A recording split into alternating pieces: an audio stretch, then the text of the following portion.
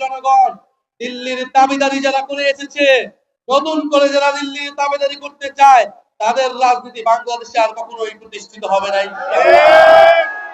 আমরা জীবন দিয়েছি, আমরা জীবন দেওয়ার জন্য আমরা প্রস্তুত আছি, কিন্তু আজাদী এবং সার্বভৌমত্বের প্রশ্নে আমরা এক বিন্দু পরিমাণ ছাড় দেব না। বাংলাদেশের মানুষ এখন কি চায়?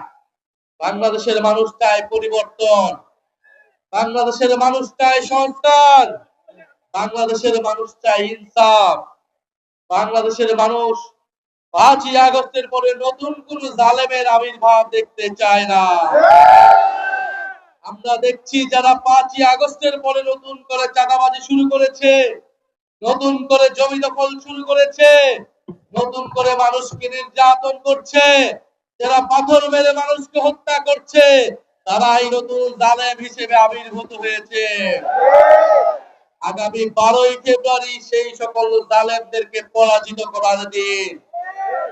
আগামী 12ই ফেব্রুয়ারি আমাদের ঋণ খেলাপিদের পরাজিত করার দিন।